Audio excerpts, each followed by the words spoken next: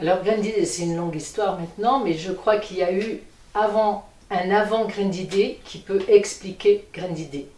Au sens où c'est une histoire qui a commencé sur un territoire précis, celui des pyramides et de Jean-Yol.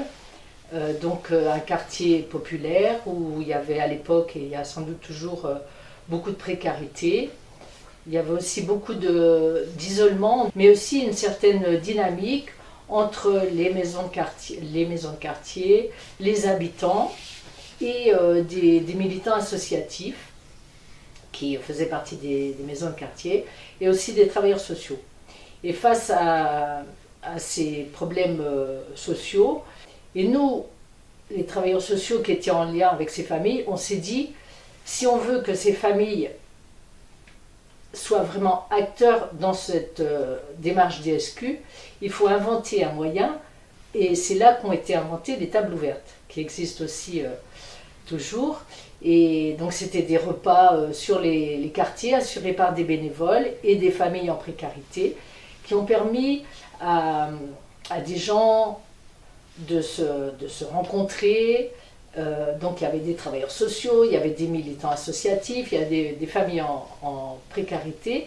Et un jour, il y a quelqu'un, Nicole, je m'en rappelle très bien, qui a dit « mais c'est bien gentil toutes ces actions-là, effectivement, c'est sympa, ça nous sort de chez nous, ça permet de se nourrir mieux, mais nous, ce qu'on voudrait, c'est du travail. » Alors on a dit « du travail, c'est pas évident à créer, mais autour de l'alimentaire, c'était aussi à l'époque où se créaient les épiceries sociales ou solidaires. Et c'est là qu'on a trouvé à Nantes un modèle qui nous a plu et qu'on a un petit peu copié et arrangé à notre sauce, on va dire.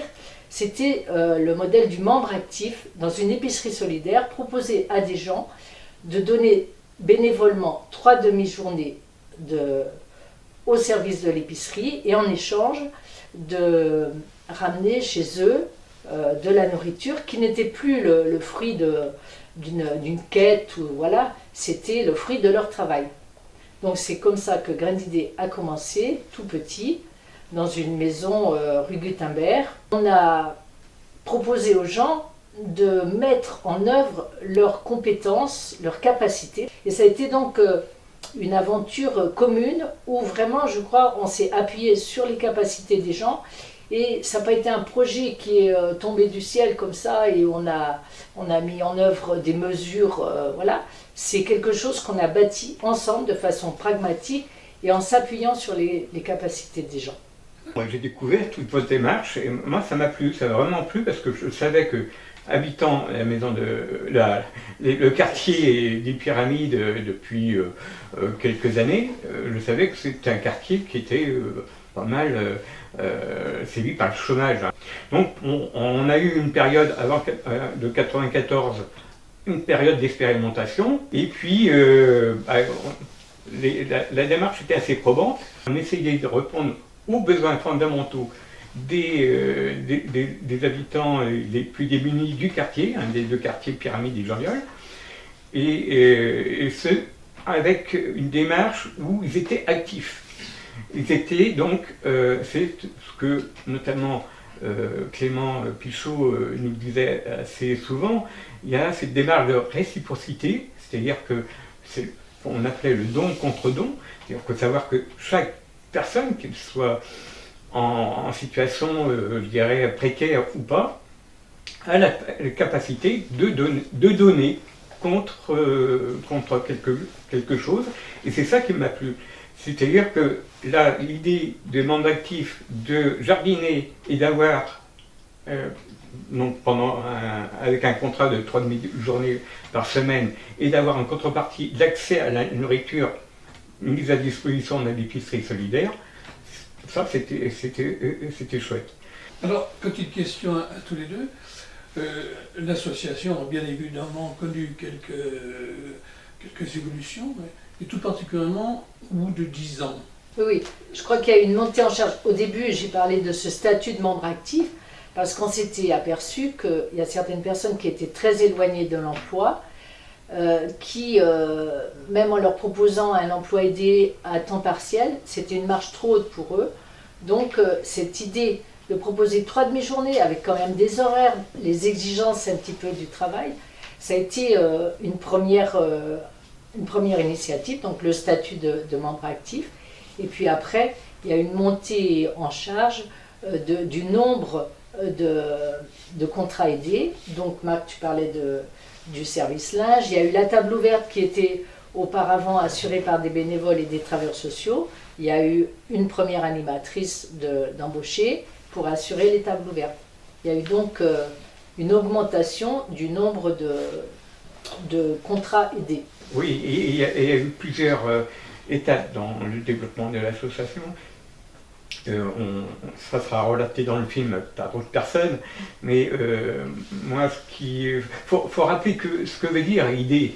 Idée, c'est le I veut dire insertion, hein, et puis le D, c'est ce qu'on s'était dit, c'est du développement, le développement de services pour les habitants, et aussi, dans mon esprit, le développement de l'autonomie des habitants. Et ça, c'est ce qu'on voulait et c'est ce qui a été développé dans toutes les années qui ont suivi la création jusqu'à maintenant.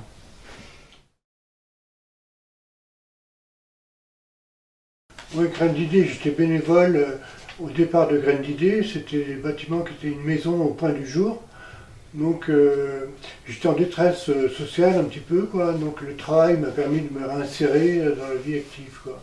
C'est-à-dire que par le travail, ça permet de créer des liens, pouvoir avoir à manger aussi, avoir une activité physique et être en contact d'autres. Le travail est intéressant pour qui que ce soit, quoi, même si c'est du bénévolat, ça permet vraiment de créer des liens et pas être tout seul chez soi et de faire des belles rencontres.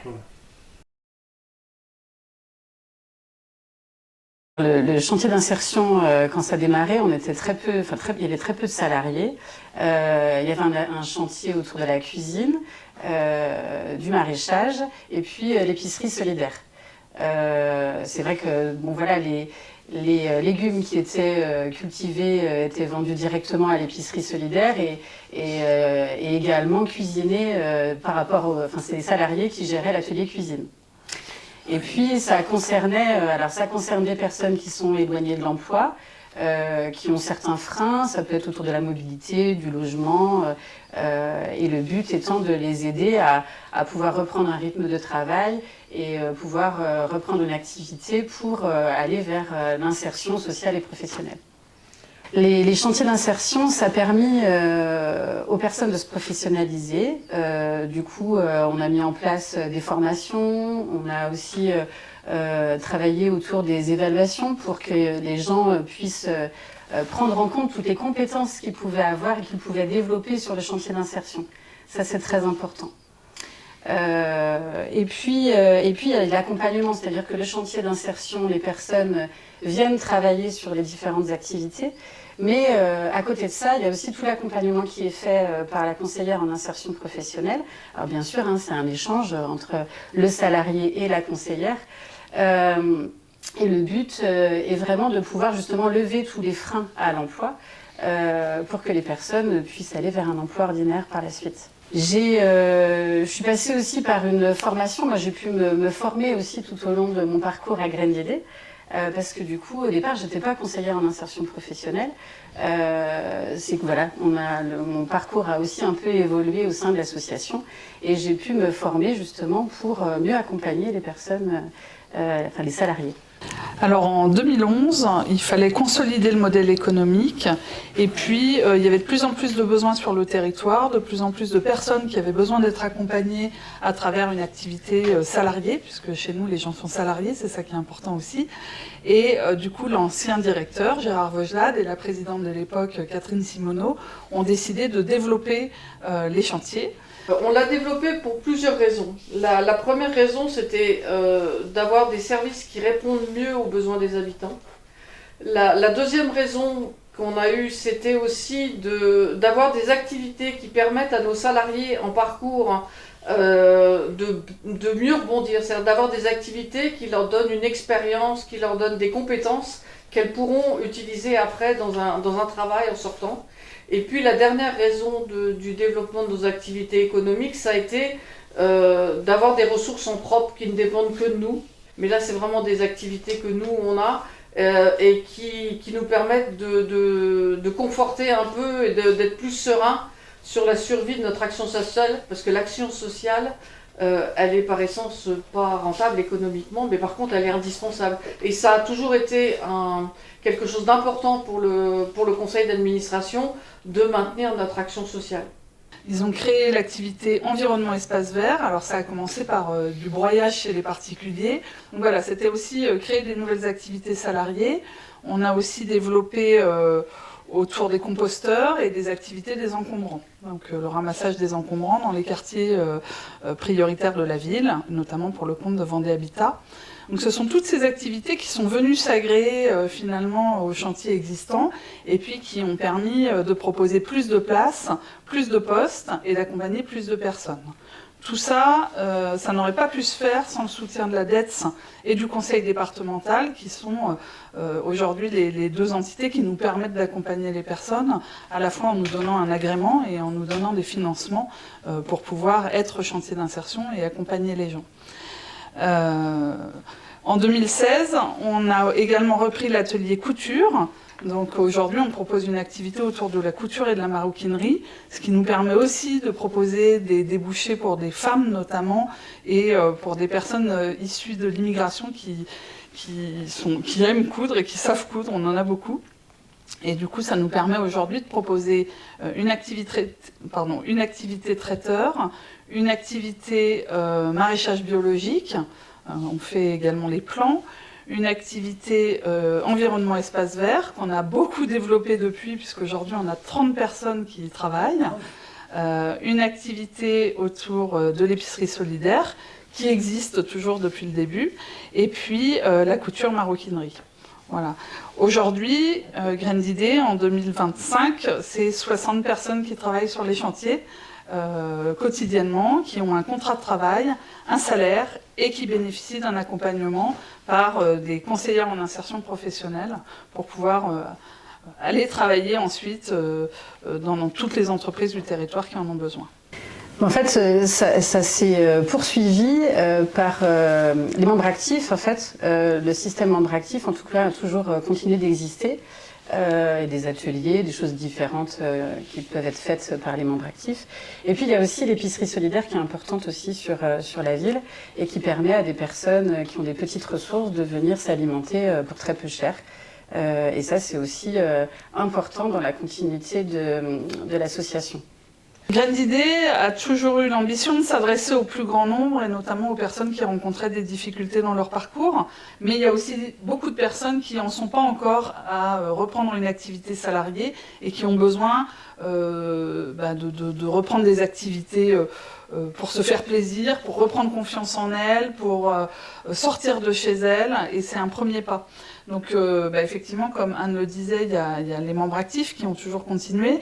Et puis depuis plusieurs années, on a développé d'autres dispositifs avec un dispositif qui s'appelle la redynamisation vers l'emploi. On a également une conciergerie de quartier qui est installée dans le quartier de la Vigne Rose, où on va proposer des ateliers, on va proposer du bricolage, on va proposer aux habitants d'apprendre à bricoler pour entretenir leur logement.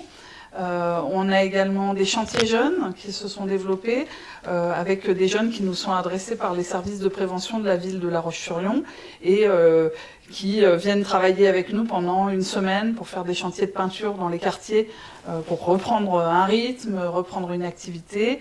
On a également la boutique Primeur qui a ouvert depuis 2024, qui permet aux habitants de La Roche-sur-Yon d'avoir des légumes biologiques avec une réduction qui peut aller jusqu'à moins 40%, pour que tout le monde ait accès à une alimentation saine, variée et de saison. Ça, c'est important pour nous.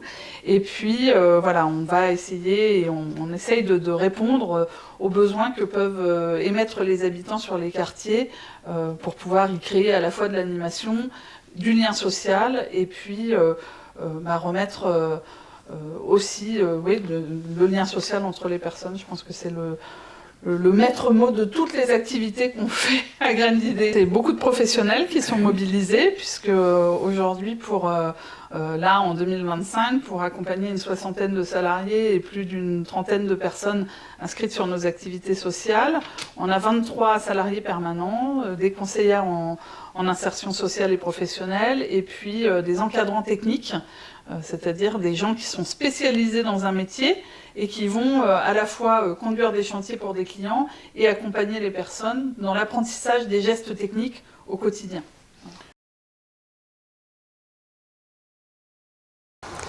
Alors l'encadrant technique, c'est la personne qui est chargée avec le groupe de salariés que je vous disais tout à l'heure, de faire en sorte que ces gens qui viennent travailler tous les matins, déjà qu'ils soient bien disposés à travailler, c'est-à-dire qu'ils aient une ambiance entre eux qui soit assez favorable. Donc notre rôle, c'est de faire en sorte que tout ça se passe bien, que ça soit assez fluide, avec du respect pour tout le monde.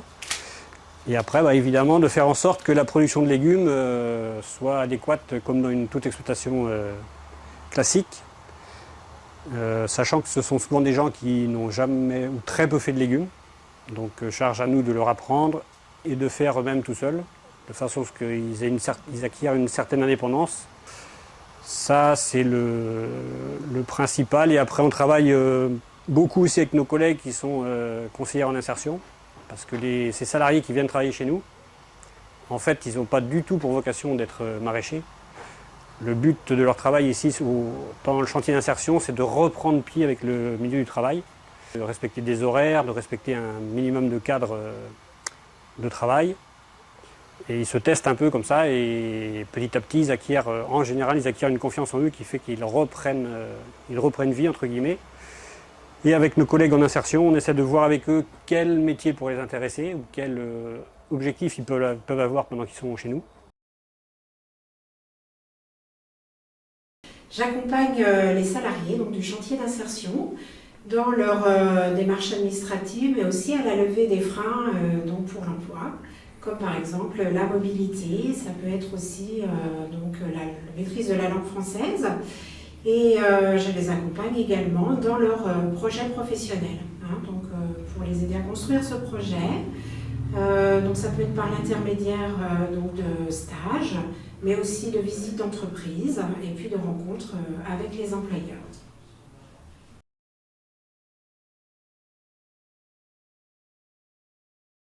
Eh bien, je suis arrivé à Graines d'Idées en 2020. J'étais membre actif à l'époque. Pendant 1 an. Membre actif, quand on est membre actif, on a des obligations. C'est-à-dire que chaque lundi, on avait une réunion, on préparait, on avait des ateliers. Chaque jour, on avait un atelier. Le mardi, le mercredi, le jeudi, le vendredi. On avait des ateliers, un peu de tout, de bricolage, on pouvait aller au jardin. Et quand je suis rentré, moi, c'était l'époque où il y avait la préparation printemps des poèmes. Ça m'a pris beaucoup de mois, ça. Voilà. Et j'ai bien aimé. Au début, j'étais récitrant. Je me suis dit, je vais m'ennuyer. Mais c'est complètement faux. Alors ça, c'est à l'époque où vous étiez membre actif. Voilà. Ensuite, vous avez aussi participé au chantier d'insertion. Oui. Parlez-en un peu. Alors moi, j'ai postulé. J'ai postulé. Et après, on m'a proposé de travailler au maraîchage. Un poste que je ne connaissais pas. Le maraîchage, moi, je ne connais pas. Je ne connaissais pas. Et j'ai appris. Voilà. Vous y avez fait quoi? Qu'est-ce que vous avez fait au maraîchage? La plantation, tout ce qu'il y a à faire en bio. Je m'occupais aussi, ce que j'aimais bien, c'est m'occuper des poules. Voilà. Donc en fait, vous êtes devenu jardinier quelque part? Ouais, si on peut dire. J'ai beaucoup appris. Voilà. On m'a donné une chance, je l'ai saisi. Voilà. Avez-vous autre chose à dire? Oui, après, bon, on peut rester au chantier que 2 ans. Moi, j'ai resté à 2 ans au maraîchage. Et après, on m'a proposé, Antoinette Lefebvre m'a proposé un poste pour m'occuper tout ce qui est compost. Et ça, j'ai commencé à partir du mois de juillet 2024.